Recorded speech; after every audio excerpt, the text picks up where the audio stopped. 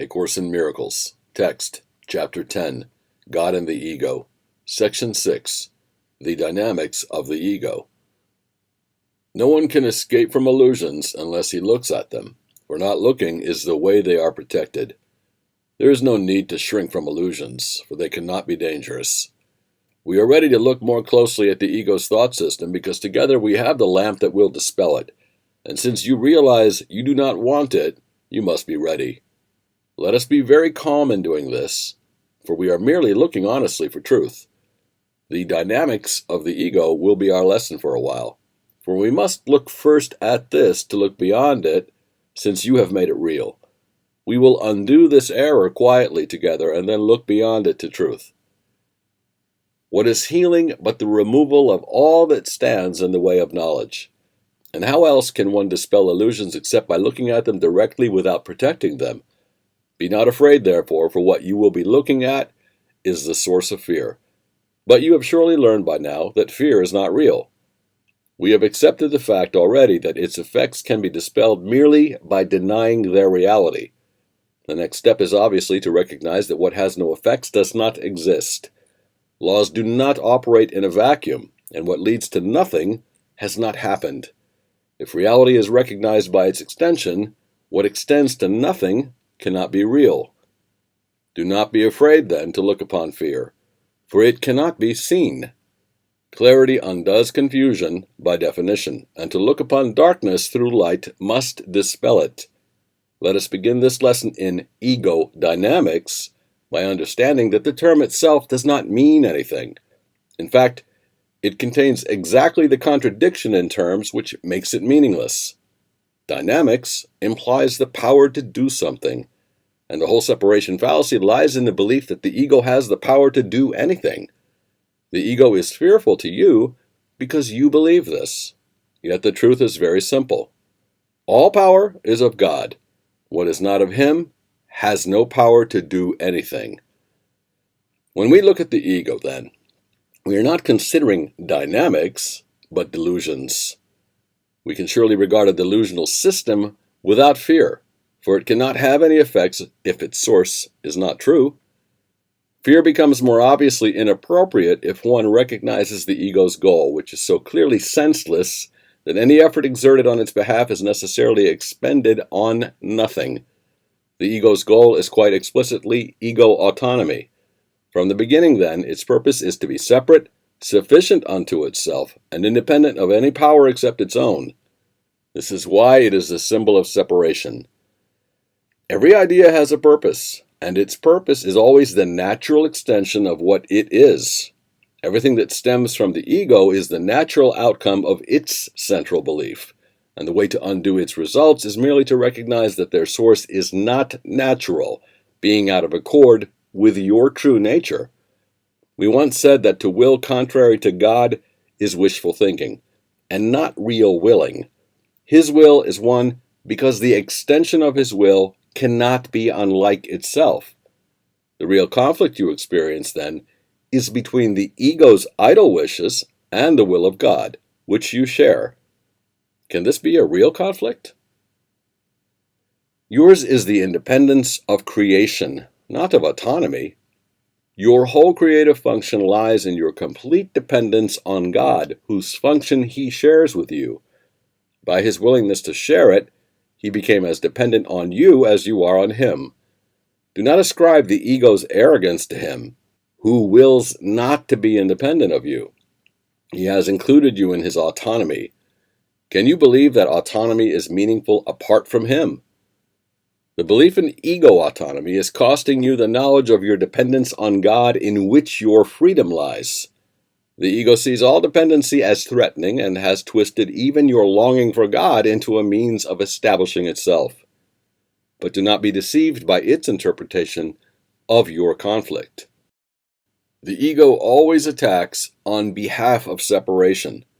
Believing it has the power to do this, it does nothing else because its goal of autonomy is nothing else. The ego is totally confused about reality, but it does not lose sight of its goal. It is much more vigilant than you are because it is perfectly certain of its purpose. You are confused because you do not know yours. What you must learn to recognize is that the last thing the ego wishes you to realize is that you are afraid of it. For if the ego gives rise to fear, it is diminishing your independence and weakening your power. Yet its one claim to your allegiance is that it can give power to you. Without this belief, you would not listen to it at all. How then can its existence continue if you realize that by accepting it, you are belittling yourself and depriving yourself of power? The ego can and does allow you to regard yourself as supercilious, unbelieving, light-hearted, distant, emotionally shallow, callous, uninvolved, and even desperate, but not really afraid. Minimizing fear, but not its undoing, is the ego's constant effort and is indeed the skill at which it is very ingenious. How can it preach separation without upholding it through fear? And would you listen to it if you recognized this is what it is doing? Your recognition that whatever seems to separate you from God is only fear, regardless of the form it takes and quite apart from how the ego wants you to experience it, is therefore the basic ego threat. Its dream of autonomy is shaken to its foundation by this awareness. For though you may countenance a false idea of independence, you will not accept the cost of fear if you recognize it. Yet this is the cost, and the ego cannot minimize it. For if you overlook love, you are overlooking yourself, and you must fear unreality because you have denied yourself. By believing that you have successfully attacked truth, you are believing that attack has power. Very simply, then, you have become afraid of yourself, and no one wills to learn what he believes would destroy him. If the ego's goal of autonomy could be accomplished, God's purpose could be defeated, and this is impossible. Only by learning what fear is can you finally learn to distinguish the possible from the impossible and the false from the true. According to the ego's teaching, its goal can be accomplished and God's purpose cannot. According to the Holy Spirit's teaching, only God's purpose is accomplishment, and it is already accomplished. God is as dependent on you as you are on Him, because His autonomy encompasses yours and is therefore incomplete without it. You can only establish your autonomy by identifying with Him and fulfilling your function as it exists in truth. The ego believes that to accomplish its goal is happiness, but it is given you to know that God's function is yours and happiness cannot be found apart from your joint will. Recognize only that the ego's goal, which you have pursued quite diligently, has only brought you fear, and it becomes difficult to maintain that fear is happiness. Upheld by fear, this is what the ego would have you believe. Yet God's Son is not insane and cannot believe it. Let him but recognize it, and he will not accept it. For only the insane would choose fear in place of love, and only the insane could believe that love can be gained by attack. But the sane know that only attack could produce fear from which the love of God completely protects them. The ego analyzes. The Holy Spirit accepts. The appreciation of wholeness comes only through acceptance, for to analyze means to separate out. The attempt to understand totality by breaking it up is clearly the characteristically contradictory approach of the ego to everything. Never forget that the ego believes that power, understanding, and truth lie in separation, and to establish this belief it must attack. Unaware that the belief cannot be established and obsessed with the conviction that separation is salvation, the ego attacks everything it perceives by breaking it up into small and disconnected parts without meaningful relationships and thus without meaning. The ego will always substitute chaos for meaning, for if separation is salvation, harmony is threat. The ego's interpretation of the laws of perception are, and would have to be, the exact opposite of the Holy Spirit's. The ego focuses on error and overlooks truth. It makes real every mistake it perceives, and with characteristically circular reasoning concludes that because of the mistake, consistent truth must be meaningless. The next step, then, is obvious. If consistent truth is meaningless, inconsistency must be true if truth has meaning. Holding error clearly in mind and protecting what it has made real, the ego proceeds to the next step in its thought system, that error is real and truth is error. The ego makes no attempt to understand this, and it is clearly not understandable. But the ego does make every attempt to demonstrate it, and this it does constantly. Analyzing to attack meaning, the ego does succeed in overlooking it, and is left with a series of fragmented perceptions which it unifies on behalf of itself. This then becomes the universe it perceives. And it is this universe which in turn becomes its demonstration of its own reality.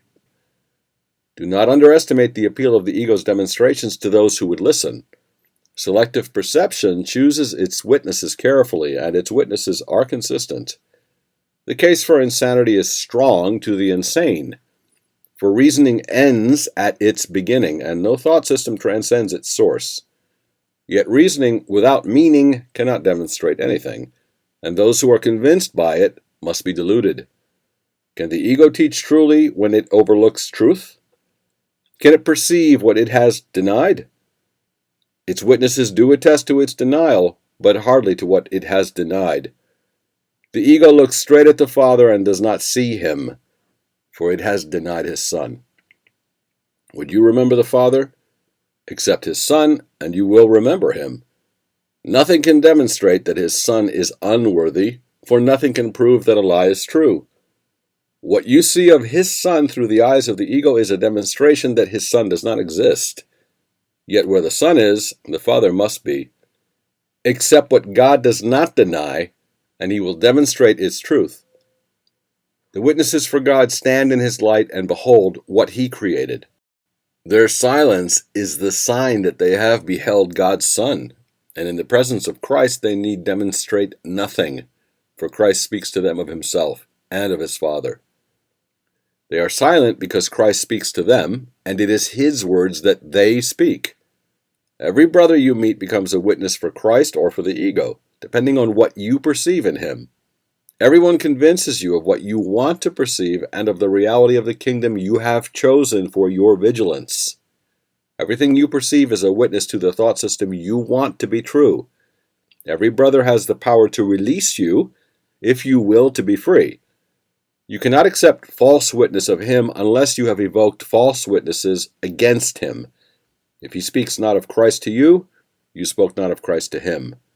You hear but your own voice, and if Christ speaks through you, you will hear him.